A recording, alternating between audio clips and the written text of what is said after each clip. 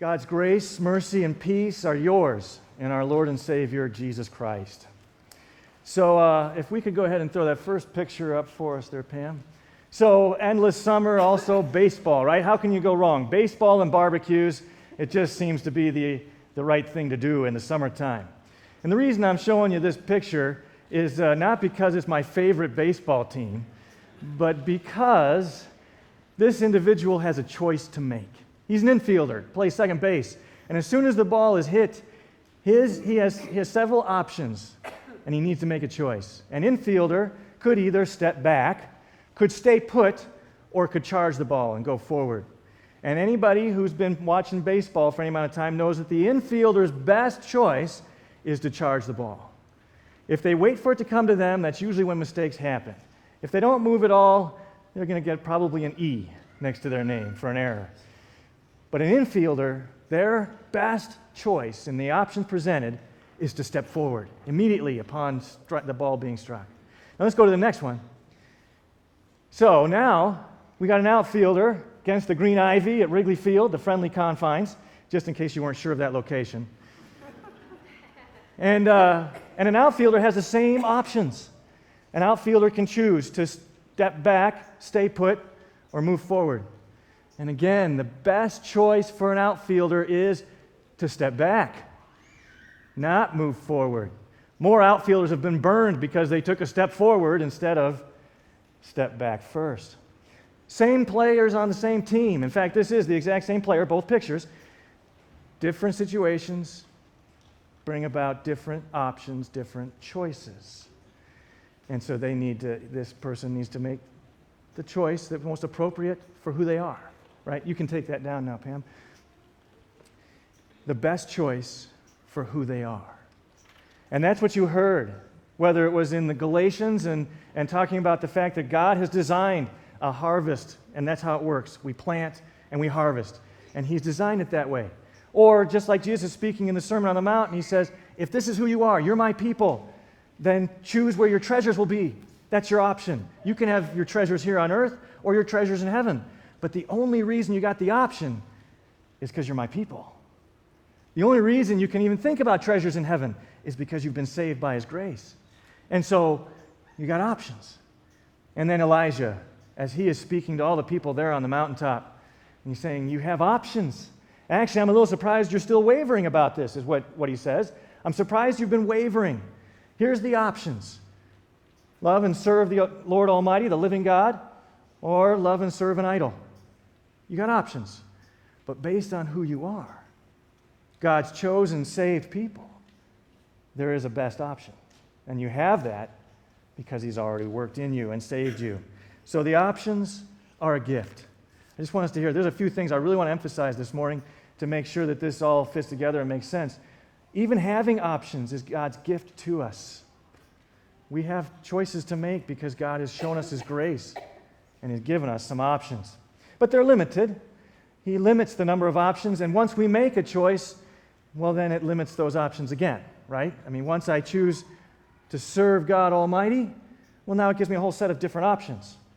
But I can't go back and now serve the idol, right? And so new options because of the choice. If I choose to serve a false idol, then that changes the options I have as well. So, limits, right?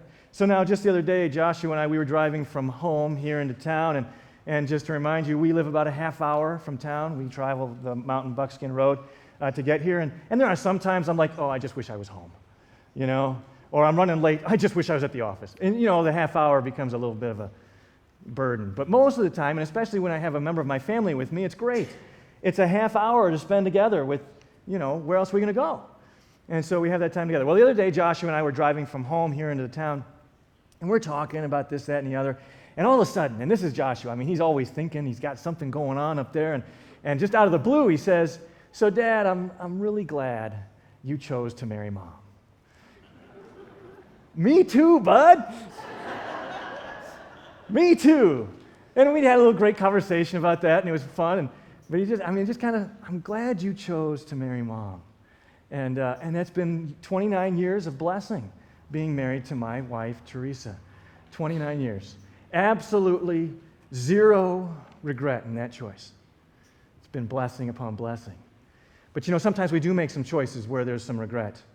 We've got some of those in our past. We've kind of littered our timeline with some choices we regret making now. We wish we had taken a different option at the moment. And for me, those that seem to continue to plague me a little bit, haunt me a little bit, are some financial decisions I made along the way. I got a couple where I'm just like, oh, if I could have that day over again. I'd just like to have that minute over again. And I would choose differently. I would like to have a shot at a different option. And the options were there. I just chose poorly. And the thing about it is I'm still paying today, figuratively and literally, right? Finances, I regret some of those. And so I think what happens is, when we start talking about what do we do with these options and how do we make these choices, and I find that what happens to some of us is we end up on a pendulum swing. And we come over to one side of the pendulum and we want to analyze it. We want to think about every outcome, every possible consequence, everything that will happen if we make this decision. What will it look like? And we almost get paralyzed by the analysis. And it becomes very hard to make a choice. But then that pendulum swings over here and we get to the point where I'm not even going to think about it. I'm just going to make choices how I feel about it at the moment. Who cares? And, well, maybe I won't make a choice at all and we'll just let it happen. And we swing back and forth, back and forth. I think ultimately it's because we are a little uncertain sometimes about what happens next. What happens next. But what happens next right now is I'm going to give you the first point of our outline, and that is there is a choice to be made. Simply, there's a choice to be made. You heard from 1 Kings 18 that Elijah was saying to the people, here is a choice to be made. And so leading up to this moment, as you heard, there's been years of drought, no rain, absolutely no rain, because of King Ahab, one of the worst kings. And so because of his disobedience and rebellion to God, God had sent Elijah the prophet and told Ahab, it's not going to rain. You're going to be in a severe drought. No crops. It's going to be hard to live. And you would think that King Ahab would say, oh, maybe I should rethink some of my choices. Nope. Just kept on going. And so, no rain. Now, the word of God comes. God brings the word to Elijah again. And he says, now you're going to go talk to Ahab and tell him the rain's going to come. But it's not like it's just going to rain tomorrow. Not checking AccuWeather and saying, oh, good, it's finally going to rain. We're going to show something to the people. We're going to have them understand that God has loved them and chosen them, and here are the options that they have before them because of his grace. So they meet on top of Mount Carmel, and they have this contest. And Elijah says, there's a key phrase in there, right? You heard him say it. When he's praying at the time of the sacrifice, he says, I've done all that you commanded me to do. He didn't just think this up on his own. He didn't just think, wow, what a great show. I think I'm going to put God in a box and say, hey, help me out of this. I want to do something cool. We're going to have a barbecue in Income in a couple of weeks, gathering. This is invitation to you all. And so we'd love to have you come out on a Sunday afternoon and eat hamburgers and hot dogs with us. But I tell you what, I'm going to bring my lighter. I'll have the grill and I'm going to have a lighter and we'll cook on it. I'm not going to just pray and say, okay, God, light the thing on fire. He was doing what God commanded him to do. And that was Elijah's choice, his options, obey or not obey. So anyway, he's standing there and he says, let's get this thing going. Call to your God. See if he will answer. You've got some options. And that's what and this is really for the people. When you listen to it, it's really for the people. It's not for Elijah. It's not even for the priests of Baal. It's not for King Ahab. It was for the people to hear about the love and goodness of God. And so he was saying, here's some options. So now speaking of options, if we could throw that next one up there, a couple of years ago, had the opportunity to lead a missions team to Moore, Oklahoma.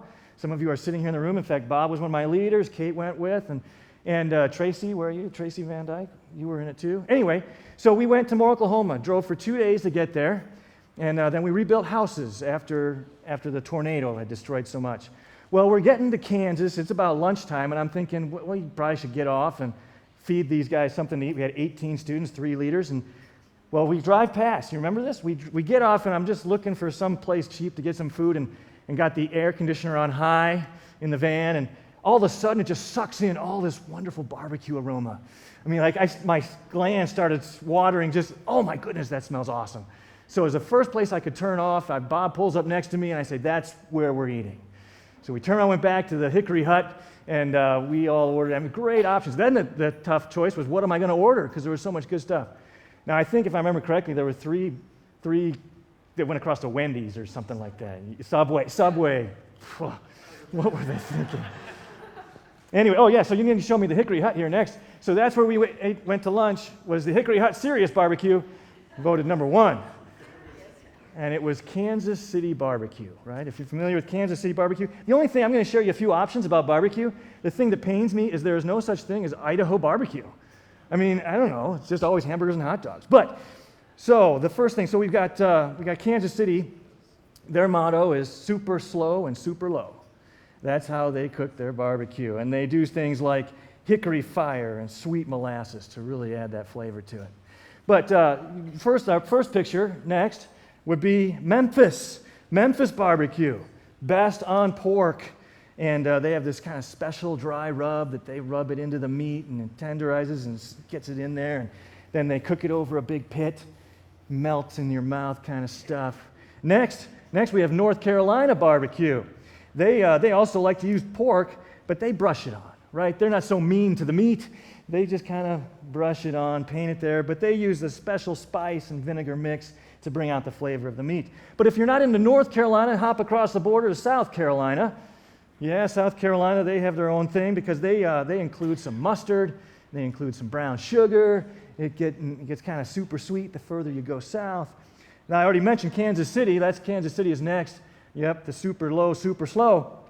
But now, Texans can't be left out of the mix. So we've got to go to Central Texas, where pork is no good because it's only about brisket and ribs in Central Texas. Go figure, right? Yeah. Thank you very much. And what I understand there is it's all about how they smoke it over the fire. They'll use some oak wood or maybe some pecan wood and slow roast that over that. But, Central Texas, big state. Central isn't good enough. Let's hop over to East Texas, where it's all about being chopped and being hot. Not temperature necessarily, but spicy. Hot and spicy. And boy, they saturate it because that's why they chop it up. And then lots of sauce on that, dripping, messy, all kind of things. But not to be outdone, we can't leave Alabama out of the mix. And Alabama, being different than all the others, they use some kind of white sauce. Why white sauce on a barbecue? I don't know. But they mix in some mayonnaise and vinegar and call it barbecue. Anyway, anybody hungry? Starving. Okay, we can move on. The point being, right, as Elijah meets with the people, it's for their sake, it's for their benefit to understand, hey, there's some options here. It's time to choose. Time to choose. He says this, Ahab sent word throughout all Israel and assembled the prophets on Mount Carmel. Elijah went before the people and said, how long will you waver between two options? If the Lord is God, follow him. But if Baal is God, well, then follow him. These are the options. And you have the option because of God's grace. That's the only reason you have the option. But listen, the people said nothing. They continued wavering. They just waited. The people said nothing. Because I think it's hard to choose. By nature, it's hard to choose because with a choice comes commitment. Once we choose, now there's commitment, right? So I looked at this recent poll held here in the United States. The poll was trying to discover among American men and women, they asked them, if you were to marry the same person again, so you're married, you chose who you're going to marry, would you marry that person again if you had it all to do over? What do you think, right? We found out that 80% of men would choose the exact same person that they married the first time. What do you think about the women? 50%. Sorry, guys, I don't know what to tell you. 50%. Anyway, what we find also, according to psychologists, is that when women hold off on marrying men, we say that they are independent. But when men hold off on marrying women, they have a fear of commitment. And so it's hard to make choices. I think there's that uncertainty. What will this mean? What will it look like?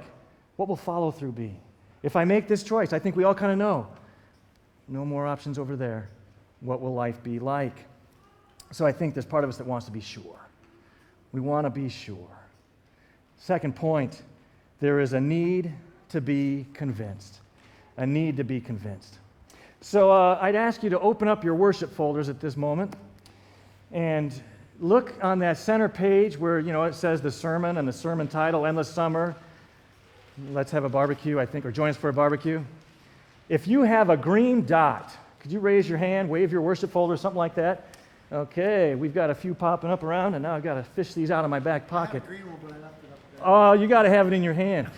So, because you have a green dot next to your sermon, you get a $5 gift card to Beans and Brews. So who else? Did you really have one? Oh. So, okay, I'm going to pass these out. $5 to Beans and Brew because you have a green dot, right? Now everybody wants a green dot. Tasha, now could you hand that down for me, Ray? There you go. I've got a few more, so I'm missing a few green dots. I'll come right over there, Ruth. There you go, my friend. Katie, can I toss that to you? Oh, off the shoulder. And now here you go.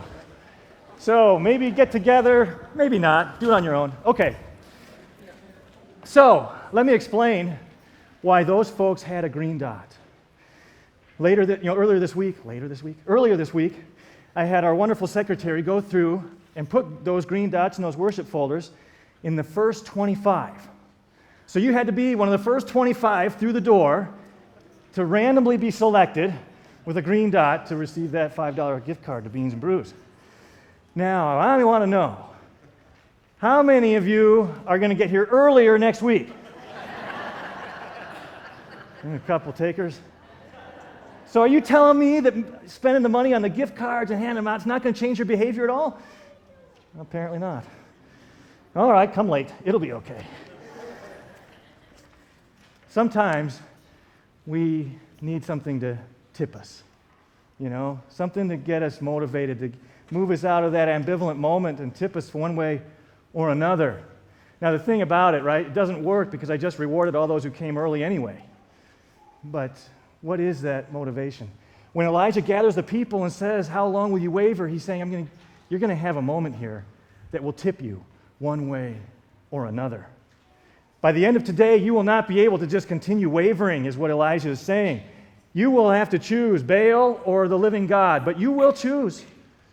You will choose. The tipping point will convince you. And I really think there's two ideas to this need to be convinced. One is we do have a personal need to be convinced, and Jesus gives us that reason over and over and over again. He is at work personally convincing us of his love and that he is with us and that he's faithful and keeps his promises. I think also it means that it's really important. It's right and good to be convinced because let me tell you something. It gets hard sometimes. Sometimes there's a trial. Sometimes there's a struggle. Sometimes there's an event. Sometimes there's just things that linger and take control of us and we have issues and we have problems in relationships and sometimes we are going to be persecuted for our faith. And I'm telling you that when it gets tough, it's good to be convinced. It's good to be convinced that the choice to follow God is a good choice. To be on his side. Elijah says, he's standing there saying, I'm on God's side. Who else will come onto God's side? Who will make that choice? When we talk about the fact that they were convinced, you can read all through the scriptures and see how God did this for people, brought them to this place of being convinced. Even just now I'm thinking, and it's like, so you have the disciples in the boat, right, out on the lake, big storm. Jesus comes to them, calms it down, says, peace, be still. And what do they say? The disciples, they bow down before him and say, we worship you because you're God. They were convinced. You have the soldier, the Roman soldier at the foot of the cross. What does he say? Surely he was the Son of God. Convinced. Then you have Thomas. Thomas is another example. He doubted. He didn't believe Jesus had really risen from the dead. He wasn't going to believe until he could poke his finger in. And all of a sudden, Jesus comes to him and says, let me convince you. Let me convince you. And Thomas was convinced. There's those all the way through. And so the question is, how is God convincing you of his love and commitment to you? His choice of you. Third and final point. there are consequences for every choice. There are consequences for every choice. As I think, I don't think there's anything new today, but as I watch people and even consider my own life and stuff, I think we've gotten to this point where I want to choose my option. I want to choose what I want, and then I also want to choose my consequence. Does that make sense? I want to do this thing, but I don't want the consequence that goes with it, so I'll just choose another consequence. And it doesn't work that way, because God designed it that there is a consequence for every choice. From 1 Kings again, midday passed, and they continued their frantic prophesying until the time for the evening sacrifice, but there was no response. No one answered. No one paid attention to these 450 Baal priests. No one. They made their choice, and their consequences was that no one listened. But then Elijah, he says, then the fire of the Lord fell and burned up the sacrifice, the wood, the stones, and the soil, and also licked up the water in the trench. He listened. God listens to the prayers of his people. God heard, and Elijah accepted his invitation to be on his side. I mean, don't you find that ironic? That here, it was right when he was supposed to do it, the evening sacrifice. Following God's will, his plan, offering the sacrifices God told him to do so. And it's just, I marvel at this, right? I mean, it's crazy to stand out there and say, God's going to light this on fire because I asked him to. It's crazy to cut it all up. I mean, I can just see Elijah kicking back in the lawn chair all day. You heard him taunt, right? Get louder. Maybe he's asleep. Maybe he's busy. He says, I'm going to simply ask God to do it because he said he would do it.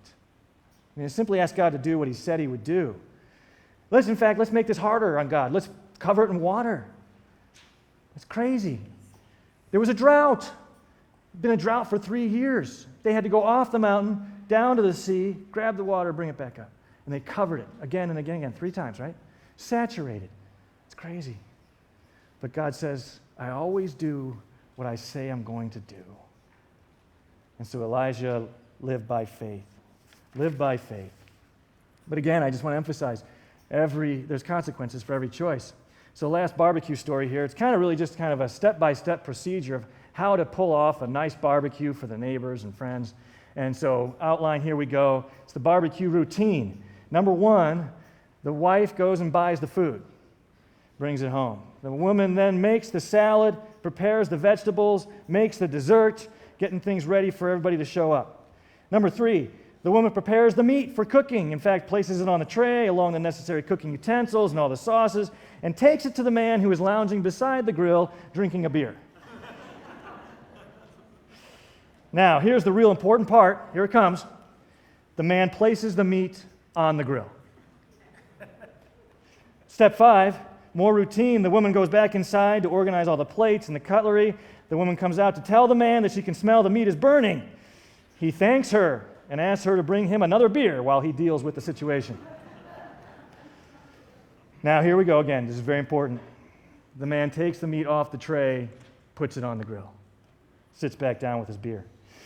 Next, number 8, the woman prepares all the plates, the salad, the bread, utensils, napkins, sauces, brings them all out to the table, gets everything set up. Now, after the party's over and everybody's been eaten and had their fill, the woman gets up and clears the table, does all the dishes, and now most important, right? Another most important. As the guests are getting ready to leave, they all stop and thank the man for a wonderful barbecue. Compliment him on his great cooking, barbecuing prowess as they head out the door. Last thing, number 11. The man asks the woman how she enjoyed her night off. And then he wonders why he's on the couch. Again. Choices have consequences, right? Choices have consequences. Choices and consequences, they just go together. That's how God has designed things. What I ask you to consider now is the choices God has made. Choices God has made to love you, to show you his grace and mercy, to forgive you, the choices he made. In the garden with Adam and Eve had options, and they chose. And the consequences have been disastrous.